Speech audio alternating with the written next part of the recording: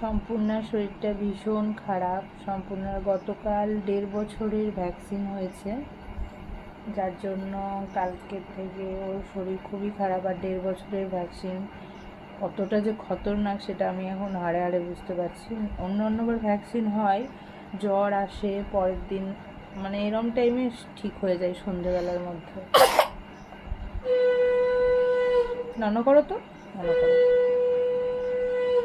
আমার সম্পূর্ণ খুব ভালো,